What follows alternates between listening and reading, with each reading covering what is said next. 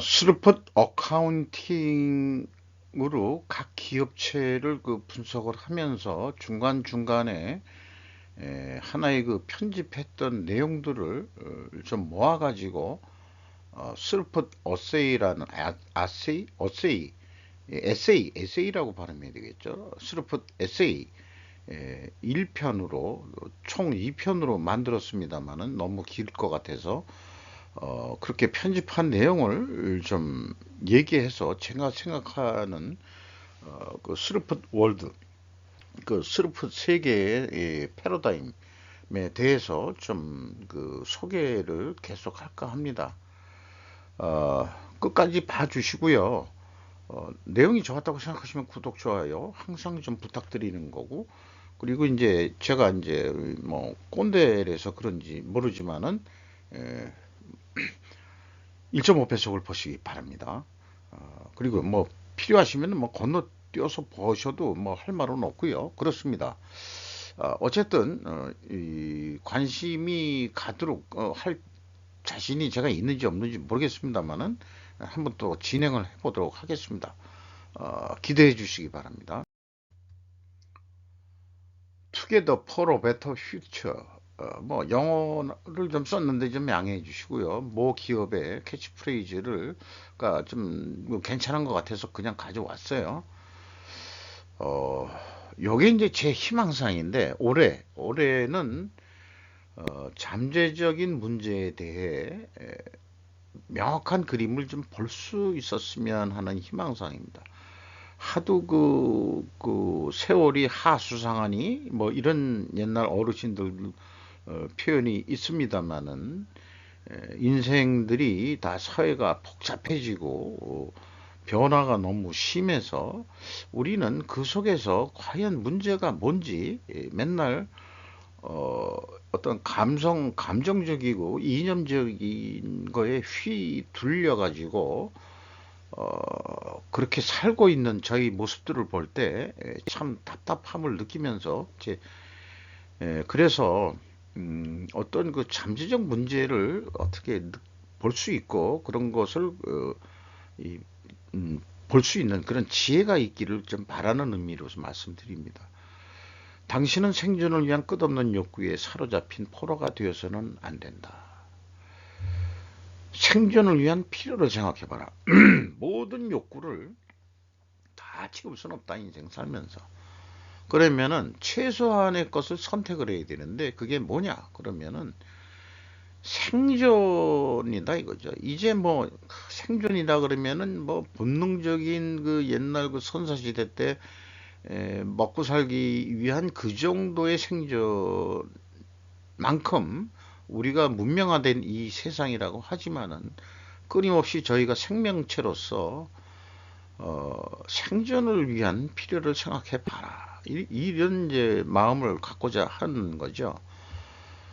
어, 그러니까 이 자연이 그 인간의 수명을 이 우주로 다시 데리고 가기 전까지는 생존을 위해서 어떻게 살아야 될 거냐 하는 것이 이제 좀 고민하는 한 해가 됐으면 좋겠다. 그런 희망사항이 있는 거죠. 삶의 질은 시스템적 관점에서 스루프, 즉 수익을 창출하는 삶이어야 할 것이다. 조직이나 개인이나 국가나 이런 또 희망을 좀 얘기하고 싶은 거죠. 제가 배운 그 사고 프로세스에 그 갈등 해소도라는 구조가 있습니다. 이거를 논리력을 피해가지고 감정적으로 그 문제를 해결하지 말고 이성적으로 좀 해결해서 좀 해보자. 뭐 그런 의미가 있는 거고요. 그래서 우리가 좀 논리력에 대해서 너무 약하기 때문에 이런 거를 그 이게 B가 내가 원하는 거고 C가 남이 원하는 거라 그러면은 이게 B, C는 서로 그 A 목적을 위해서는 목표를 위해서는 B, C는 다 필요한 건데 그거를 그 욕구가 원하는 거하고 그다음에 상대방의 욕구하고는 그 이해상충이 되고 충돌이 되고 대립이 되고 갈등이 일어난다. 이런 게 사회 현장에서 비일비재하게 보이거든요. 이게 뭐 조직의 문제를 해결하기 위해서 개발한 거라고 그러지만은 사실 우리는 허구한 날 많은 갈등 속에서도 그 개인적으로도 그렇고 대인관계에서도 그렇고 사회적인 문제에서도 그렇고 이렇게 번개가 치듯이 허구한 날 갈등과 대립 속에서 살고 있습니다. 그런데 이런 도구를 통해서 논리적으로 해보자고 그랬는데 이게 서로 대화가 돼야 얘기가 되는 거지. 너하고는 대화 안 해 그러면은 이것도 할 방법은 없어요.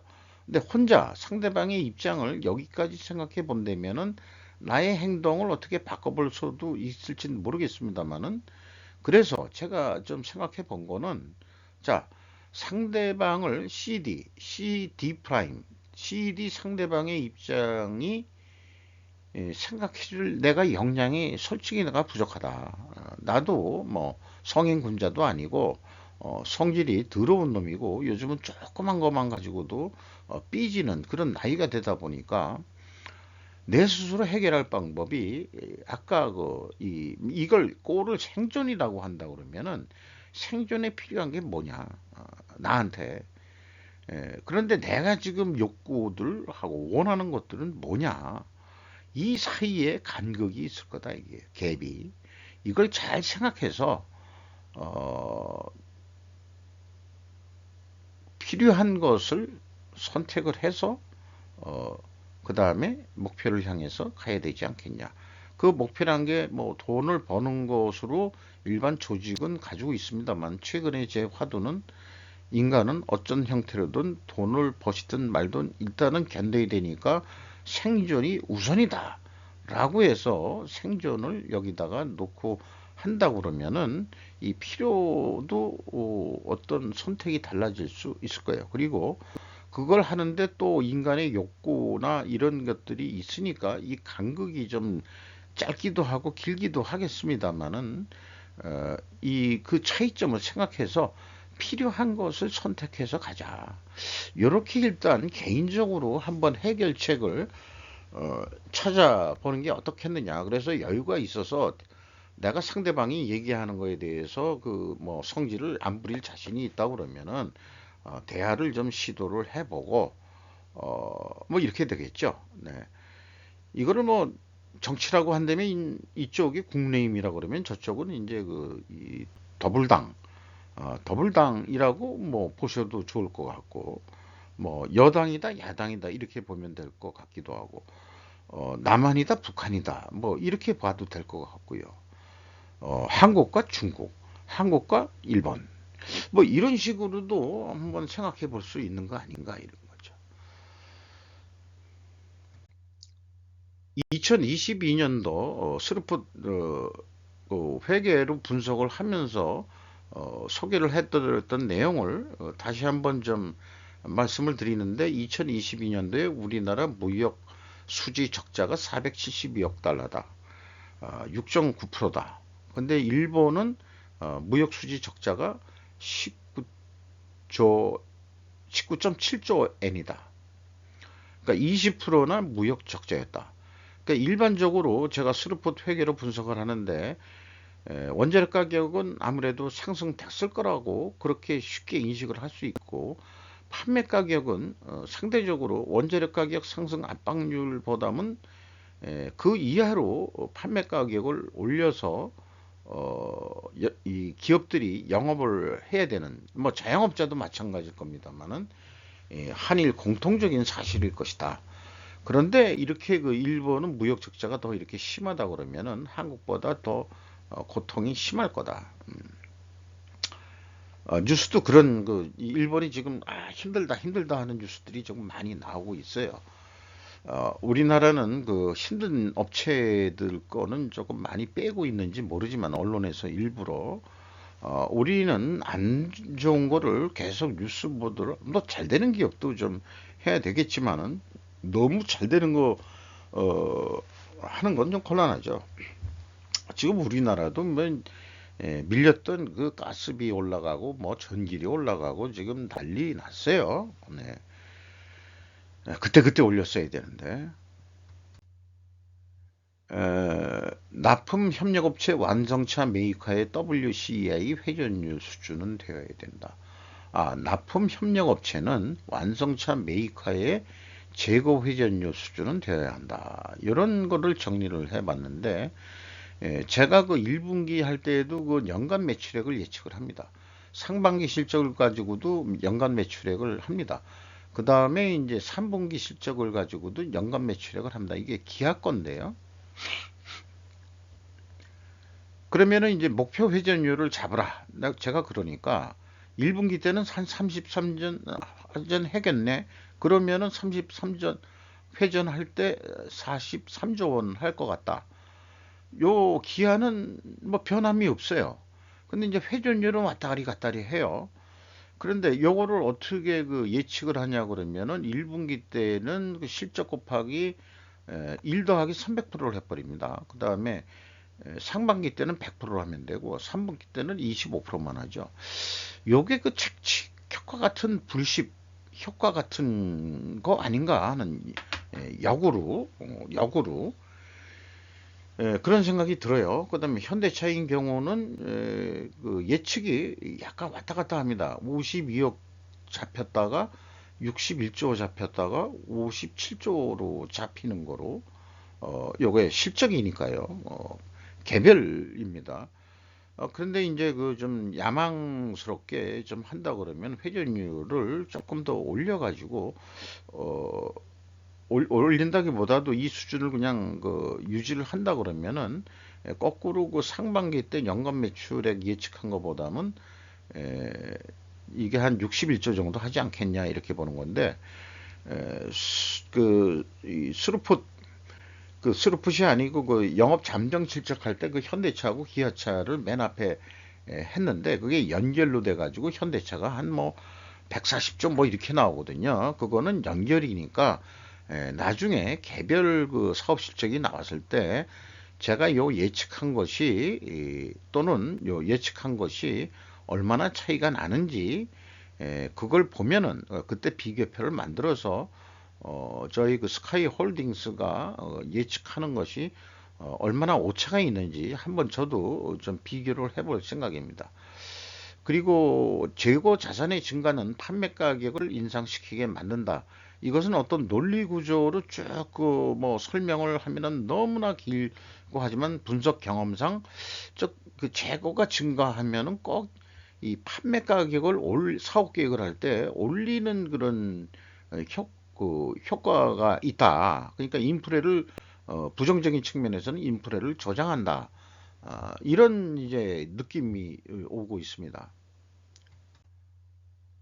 다크 워터즈라고 이 두펑 그 환경 오염 얘기인데요. 요거는 한번 좀 읽어 보시는 거로 충분할 것 같고 이거에 의해서 두퐁이 아니고 이 펠리칸 브리프라는 것은 그 유명한 그 줄리아 로버츠가 주인공으로 아줌마 역으로 나와서 무명의 그 아줌마가 석유 회사를 대상으로 소송해서 나중에 수질 오염으로 승소를 해가지고 배상을 받아내는 얘기고요. 이 다크 워터즈는 두퐁에 대한 얘기인데 에, 그 헐크로 나왔던 배우가 주인공으로 돼서 두퐁을 상대로 그 힘들게 이 소송을 걸어서 결국 이겨가지고 두퐁으로 하여금 이 배상을 받아내는 그런 영화인데 왜 굳이 앞에 그런 거를 소개하냐 그러면은 두퐁이 현재 우리가 사용하는 현대 원가 회계도 케미칼하게 만들어냈다. 이렇게 그 제가 제목을 붙여봤습니다. 그리고 두퐁은 어, 두퐁 ROI라고 그 사업부 문제들을 많이 발전시키고 원가 회계도 발전시킨 기업인데 오너들은 직접 경영에 참여를 안 하고 사업부 문제로 듀퐁 ROI로 평가를 합니다. 그것이 이제 정확한지를 또 검증하는 식을 또 만들어 가지고 이걸 두퐁 ROI라고 부른다고 하네요. 그래서 이거 가지고 이 전문 경영인들을 이 목숨을 왔다 갔다 하게 만드는 그런 그 평가 지표로 쓰고 있다. 이렇게 소개를 받았습니다. 영업이익까지만이고요. 나머지 그 영업의 그 파이낸스적인 부분들은 두퐁이 돈을 가지고 사업을 하는 데니까 그런 거는 뭐 직접 이 두퐁가가 참여를 뭐 하고 있지 않겠냐 이렇게 생각이 들어갑니다. 그래서 제 얘기는 원가 회계가 지금 수지를 오염시키는 것만큼 우리 이 세상을 오염시키고 있다. 이렇게 이제 저는 비유를 하기 때문에 여기 C8이라고 하는 게 이제 이 테트론이거든요. 어, 테프론. 그게 만능인 줄 알았는데 그게 암을 유발한다는 거예요. 그래서 이 무명의 변호사가 두평을 상대로 소송을 걸었듯이 유대인 김 씨가 골드렛 박사가 원가 회계에 대해서 뭐 소송은 아니지만은 비판을 좀 시작을 했는데 현재까지는 뭐 판정패다 뭐 이런 걸 떠나서 그래 너희를 그냥 변동원가 아류로 그냥 넣어줄게 하는 식으로 원가 회계 세력들이 지금 자기 밑으로 시다바리로 생각하는 그런 상황인 것 같습니다. 그러나 이 유대인 김씨 골드렛 박사는 동등하다 니들하고 원가 회계하고 나는 동등하다. 음, 왜 김씨라고 제가 그러냐면 골드라는 게 그만이에요. 그런데 이제 트라는 것은 이제 복수할 때 우리가 뭐 너희들 하고 복수할 때 들이거든요. 그게 어원이 유사합니다. 그러니까 예를 들어서 이 몽골 대 징기스칸 영화 이런 거 보면은 뭐 메르키트족 무슨 트족 이렇게 되는데 그게 어원이 유사해요. 그러니까 이 부족을 얘기할 때 트트로 이렇게 되는 것 같아요. 그러니까 이제 부정명이 되는 거겠죠. 그러니까 김씨네들이다 이 얘기지. 이런 얘기입니다. 이거는 좀 뭐 이 상상을 역사 소설 정도로 생각해 주시면 되겠어요.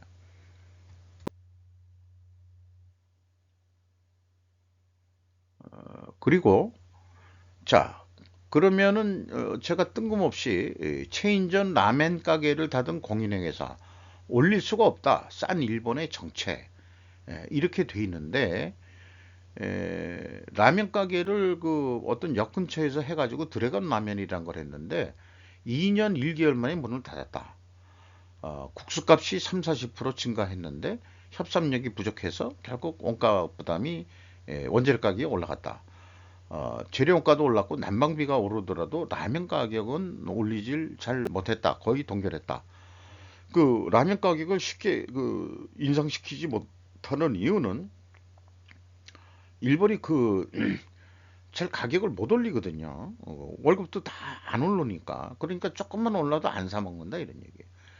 그래서 물을 마실 틈 없이 바품 속에서도 남는 것은 월 60만 원인데 내가 그 정도 고생해가지고 직원 월급도 나가는데 그다음에 이 남은 게 영업이익이니까 여기다가 나중에 세금 내고 뭐 내고 뭐고 하면은 몸 버리고 못 해먹겠다 해가지고 문을 닫았다 하는 일본 뉴스예요. 그런데 여기에 나와 있는 내용을 보면은 공인회계사가 하는데 어떻게 하느냐 그러면은 자 요걸 제가 스르프식으로 합니다. 그러니까 라면 가게는 제조 원가를 할 필요도 못 느끼고 그렇게 할 시간도 없고 또 그럴 만한 것도 아니고 하는 매출이 240만 원 했는데 재료비가 70만 원 나갔다. 비율이 29.2%네요. 30% 밑이에요. 스루풋이 170만 원 나왔다. 스루풋이 7.8%, 70.8%고 인건비 70만 원 나가고 경비 40만 원 나가고 그래서 두 가지 인건비 경비 대해서 운영 비용이 110만 원 나갔다. 45.8%에 해당한다. 프로핏 스펠링은 이거 뒤바꿔 썼네요. 죄송합니다. 60만 원 나갔다. 25% 그래도 영업이익이 났다. 우리 아까 스르프 그, 손익 연간 영업 30% 이상 대기업 15% 이상 변동 요인에서 얘기했을 때 이 영업이익이 뭐 몇 프로가 올라갔다 내려갔다 뭐 이렇게 얘기할 때 이 정도 25% 보는 기업들 뭐 그렇게 흔치는 않아요. 아는데 어쨌든 공인회계사도 사실상은 어떻게 보면은 스루프 회계를 하고 있는 거예요. 현실적으로는. 아니 라면 한 가격에 제조 원가를 어떻게 만들겠다는 얘기냐 이거예요. 이렇게 계산해 이렇게. 그러니까 대기업도 이렇게 계산해라 이런 얘기입니다.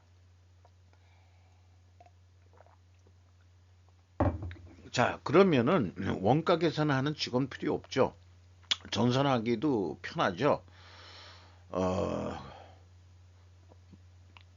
그 재무회계하는 일자리는 줄어들지 모르지만 영업에서도 손익 계산해낼 수 있고 격리는 거꾸로 요거는 우리가 계산해 낼 테니까 요거 인건비 나간 거하고 경비 나간 거만 격리해서 우리한테 알려도 그럼 내가 손익 계산해서 너한테 거꾸로 알려줄게. 네가 그걸 갖다가 그 공시를 해. 이래도 되는 거죠. 세상이 4차 산업 시대에 미래 세계는 좀 뭐 변화해야 되지 않겠어요? SF 영화를 보면서 회계는 왜 안 변하냐 이거예요. 자, 이것은 그 제가 그 스루포트 회계를 분석하는 그런 패러다임인데 스캡티시즘이라고 원가 회계를 손익 분석을 함에 있어서는 투명성 검증이 나오기 전까지는 유죄 추정의 원칙을 적용한다. 그래서 무죄로 판정할 수 있는 반증이 되었을 때 오히려 재고자산 매출원가 회계 투명성이 더욱더 빛을 낼 수 있기 때문이다. 저는 그렇게 주장하는 바입니다. 어, 사회과학적 접근이라는 제목을 이름을 붙여서 요거는 이제 1,000원짜리 변호사에서 아주 그 참 멋있는 그 이 내용을 소개를 하고 있습니다. 잠깐 이 법정에서는 무죄 추정의 원칙을 가져가고 있죠. 그거를 과학철학적 관점 패러디로 좀 해보면은 회계 투명성 추정의 원칙으로 그 투명성 법중에서 이렇게 가져가야 되지 않을까 해서 여기 있는 내용을 유사하게 패러디 해가지고 써봤어요. 근데 마음에 안 들어요. 아, 이건 아니다. 그래서, 이거 한번 좀 천천히 읽어봐 주시면은, 말은 나름대로 그 논리적으로 그 얘기가 된 건데, 그래서 그 제가 그 이 선택하고 있는 것은 이 반대입니다. 유죄 추정의 원칙을 합니다. 그래서 그걸 유죄 추정의 원칙이니까 분식회계 개연성 가정을 하고 회계 투명성 될 때까지는 기업 결산서를 유죄로 본다는 원칙으로 가져가고 있습니다. 그래서 여기 이하로는 쭉 그 또 패러디한 내용을 이렇게 그 써놨습니다. 요걸 참고하시면은 논리적으로 어, 이런 그 스캡티시즘의 정신이 어떤 영화에서는 그 마녀 나오는 영화 보면은 마녀의 법정 요즘 뭐 마녀 얘기가 많은데 마녀의 법정은 무조건 그 법정에서 무죄 추정의 원칙이 아니고 유죄 추정의 원칙을 가져갑니다. 그러니까 합리적 회의주의를 그 이 마녀 법정에서는 한다는 얘기죠. 근데 왜 그러냐 그러면은 마녀들이 처음에 그 이 과학적인 사고방식을 가지고 있는 거거든요. 그러니까 그 마녀들의 법정은 과학적인 정신으로 그 이 말하자면은 말하자면 그 법정에서 그 논증을 한다 이런 얘기가 되겠. 어 요것도 이제 뭐 스루프 회계하면서 그 소개하는 내용입니다. 재무제표 분석만 봐가지고 제약을 내가 발견해낼 수 있겠냐 하면 뭐 쉬운 건 아닌데 일반적으로 그 내부의 제약은 없을 수도 많아요. 왜냐면은 공급 역량이 충분한데 수요가 못 맞춰가지고 그래서 이제 외부 제약인 경우가 또 다반사기 때문에 어쨌든 저는 그 이 재고를 보면은 제약이 조금 그래도 외부에서 볼 때 좀 그게 아니냐 재고 관리를 제대로 못하는 게 제약 아니냐 이렇게 보는 거죠. 그리고 또 하나의 그 사고 방식은 원가 회계 자체를 제약으로 그냥 인식을 저는 합니다. 그래서 그 왜 우리 의사결정을 왜곡하게 만드는 그런 것들이 근본적으로는 그 원가 회계는 가공비를 제품에 배부하는 그거 하나로 모든 문제가 유발이 된다는 것으로 인식하기 때문에 그렇습니다. 거기다가 추가로 요즘 현대적으로는 재고자산을 장부 금액을 내는데 그 평가손실 또는 환입 작업을 합리적으로 한다고 말은 해요. 근데 말이 합리적이지 뭐가 합리적인지 모르겠다 이게요. 분식회계에 그게 악용될 소지가 아주 다분합니다. 네. 그래서 원가 회계를 가지고 재고 자산을 운영하는데 이런 그 재고 흐름으로 파악을 해야 된다. 그리고 내부 회계 관리 제도도 이런 재고 흐름 속에서 이 내부 회계 관리 제도를 점검해야 된다라고 제가 주장을 하는 거고요. 또 수주 사항에 대해서는 다음과 같은 양식 정도는 해줘야 수준 높은 우리나라에서 요 양식으로 하는 회사가 딱 한 군데 있습니다. 조선소, 현대중공업입니다. 이 기업만 나는 그 생각이 납니다. 이 회계 기간이 들어간 개념이에요. 이 양식은. 근데 나머지 그 수주사업, 삼성중공업, 대우조선해양 이런 걸 보면은 일개 공무부 수준의 그 미결 업무 관리하는 수주사항 잔액이 미결 업무거든요. 그 공무부 자기네들 이 연간 매달 업무 계획을 하지 않습니까? 에, 뭐 그런 거 이제 자기네들도 관리를 해야 되니까. 그러니까 공무부 출신들 정도 수준뿐이는 안 된다.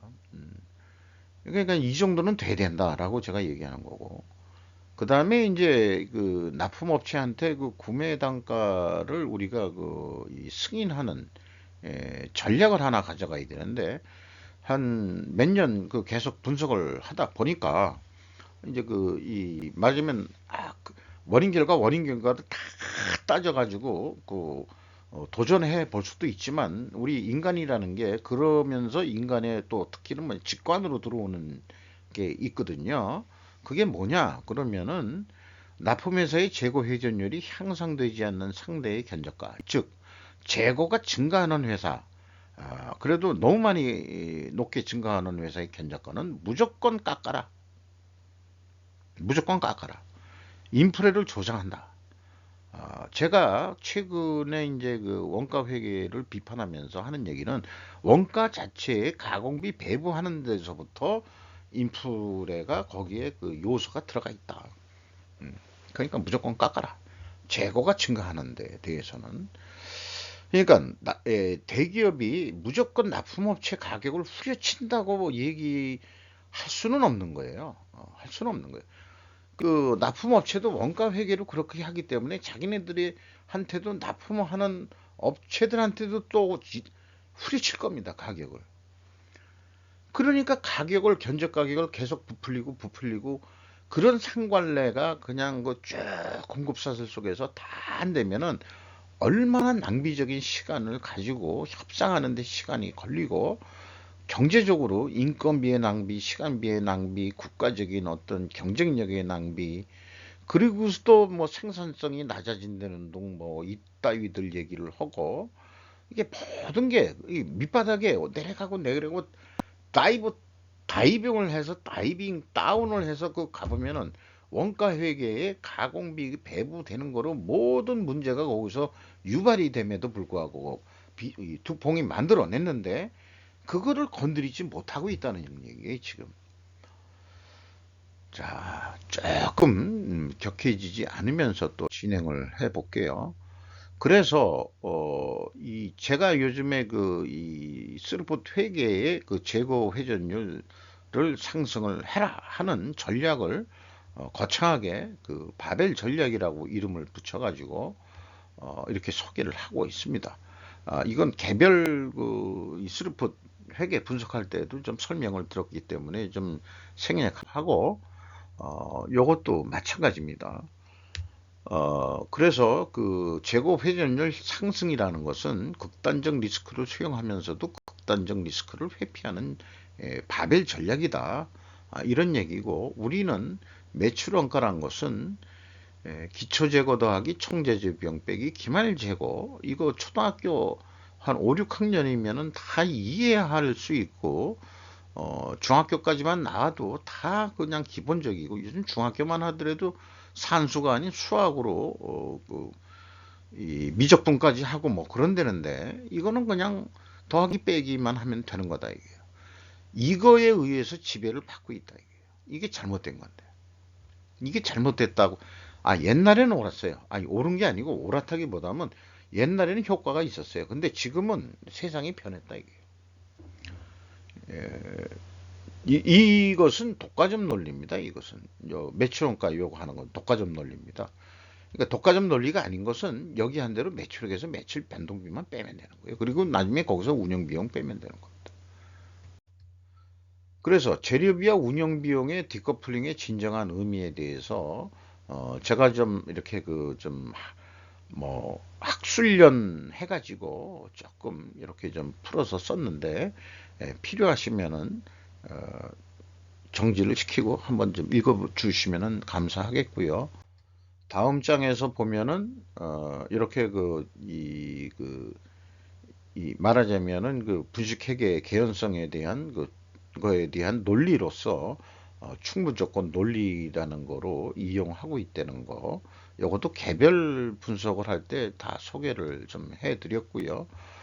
이것만 가지고 끝나는 게 아니고 필연적으로 존재할 다른 결과를 찾아가지고 반증에 성공하는 1,000원짜리 변호사가 돼야 된다. 이 스카이어는 이렇게 되는 거죠. 요거는 이제 제 이 사고 방식이기도 하고요. 그래서 이거를 뭐 꼭 회계 분야만이 아니고 말하자면은 이제 세상 돌아가는 거에도 한번 이렇게 생각을 해봤다 그런 얘기입니다. 네. 필연적으로 존재할 다른 결과가 뭐냐? 중국이 1대1로를 하기 때문에 그렇다. 그런 것도 증거로 제시할 수 있는 거고요. 패권 야망이 있다는 거에 대해서는. 그 이제 이게 뭐 어떤 전문하는 데서도 이런 거 했는데, 중국의 그 공군망으로 많은 게 쏠려 있고 미국이 그 좀 딸려가는 거다 보니까 이제 이게 야 이렇게 해가지고는 이건 안 된다, 이건 안 된다 해가지고 이제 미국이 제동을 걸고 있는 거죠. 요거 디커플링에 대한 것을 저기 이 갈등 해소도로 해가지고 그려본 겁니다. 결국은 이 차이나하고 이렇게 동반해서 카플링해서 가는 것은 이젠 안 된다. 이 갈등 구조는 차이나 디커플링으로 해결할 수밖에 없다. 이 내용도 한번 좀 화면 정지해서 한번 읽어보셔도 좀 감사하겠고요. 요 내용도 리사 샤인코프 이 사람 분이 이분도 유대인이에요 또.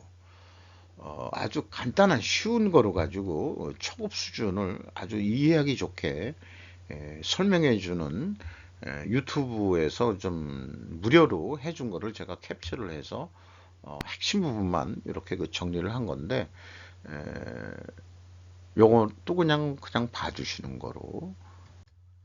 그 다음에 이제 우리가 갭 분석 이런 표현을 하는데, 우디라고 어, 이런 조직이나 우리가 삶에 있어서 일시 증상은 완화되었어도 또다시 발생하는 그런 이 두더지 게임 같은 머리를 두들겨도 또 튀어나오는 그런 문제를 근본적으로 우리는 해결을 해야 된다 하는 차원에서 말씀드리는 거죠. 그래서 한번 밑에 있는 내용을 한번 읽어봐 주시면 대단히 감사하겠고, 또 개인의 생존이나 국가의 생존이나 과거의 실수를 되풀이해서는 안 된다.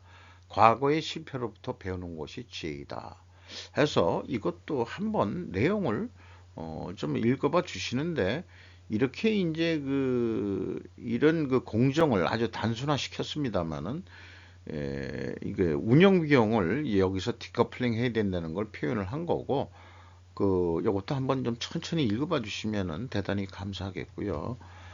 일반적으로 원재료 투입을 통제 실패하기 때문에 또 무슨 문제가 많이 발생된다. 그런 건 드릴 수 있겠고, 그리고 이제 어떤 그 실행하는 데 있어서 장애를 제거해야 될 경우가 있는데, 이런 경우에 이런 논리 도구를 또 써서 합니다. 필요 조건으로 읽어도 되고, 충분 조건으로 읽어도 되는데, 충분 조건으로 읽는다면은, 만약 재고 회전율을 획기적으로 상승한다면은, 그러면은 우리는 수익을 크게 창출할 수 있을 것이다. 이렇게 표현해도 되고요. 필요 조건으로 얘기하면은 수익 창출을 위하여는 우리는 반드시 재고 회전율을 획기적으로 상승시켜야 한다. 왜냐하면은 이제 여러 가지 이유를 들 수가 있습니다. 그런데 이거를 하는데 기업은 모두 장애가 중간에 있다 이 말이죠. 그 제약이 아니고 장애 걸림돌들이 있어요. 딴지 거는 놈들이 있거든요. 그게 뭐냐? 그게 뭐냐? 스킨 인 더 게임의 정신이 부족한 관료주의가 우리 조직에 팽배하게 들어와 있다. 네, 이런 얘기죠. 요거 뭐 재고 흐름은 아까 말씀드린 대로 우리가 이제 그 기업 조직을 운영하는 데 있어서는 생산, 물류, 영업 이 삼박자가 삼위일체가 돼야 된다 하는 것을 상징적으로 말씀드리고 제 생각에서는 그 스루풋 손익은 물류 쪽에서 뽑아서 거꾸로 생산과 영업에 제공해 주는 것이 바람직하지 않겠냐. 그러면 아까 운영 비용이 문제인데 그건 회계하고 서로 정보 교환을 해라. 뭐 간접적으로 뭐 다 요즘 전사 하나가 됐으니까 다 같이 공유할 수 있을 거예요. 근데 이제 또 막아놓죠. 그 전사나 아무리 해놓는다 그래도 접근 권한 뭐 이런 게 있다 보니까 그 쉽게 다 모든 게 그 다 그 오픈돼서는 안 될 수도 있으니까 책임과 권한을 잘 정해서 그 운영 비용 또 뭐 속된 말로 그럼 접대비 뭐 이런 거래도 이 손익 계산을 하는데 회계가 그 이 권력을 회계의 권력을 좀 저는 낮춰야 된다. 원가 계산을 하면서 회계가 세력을 잡았는데 회계의 세력을 사실은 좀 속된 말로 생산 물류 영업에 속된 말로 시대발이로 만들어야 되는 거 아니냐. 금융회사 빼고요. 금융회사 빼고 네. 그 재무회계가 중요한 부서가 또 금융회사는 영업 자체가 무슨 그 금융인데요. 뭐 회계가 중요한 거고. 요거를 그 좀 다르게 표현해 본 겁니다. 그 아까 앞에 거를. 그리고 원가 회계 문제를 아까 배부가 문제라고 한 거를 좀 이렇게 그 이 수학식으로 좀 해서 좀 논리적으로 이렇게 그 표현을 해본 거죠. 그래서 이런 논리를 보면은 어림셈으로 하는 거기 때문에 원가 회계가 제품 원가라는 용어는 폐기해야 된다. 이거를 말씀드리는 거고요. 또 조정 또는 조작이라는 거에 우리가 헷갈리는데 조정도 광의적으로는 저는 분식으로 봅니다. 그리고 재고자산 회계 투명성은 엄격한 기준으로 적용이 돼야 된다. 이렇게 믿습니다.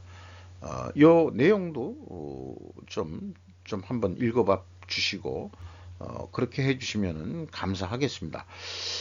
거의 뭐 그 1년 동안 그 개별 회사 슬롯 분석을 하면서 슬롯 패러다임에 대해서 좀 정리했던 것들을 모아가지고 현재 1편으로 오늘 한 약 40분에 걸쳐서 떠듬떠듬 설명을 드렸습니다만은 좀 1.5배속을 보면은 좀 똑똑하게 얘기하게 느끼실 수도 있어요.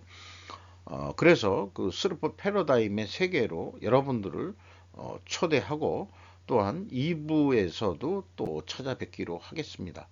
감사합니다.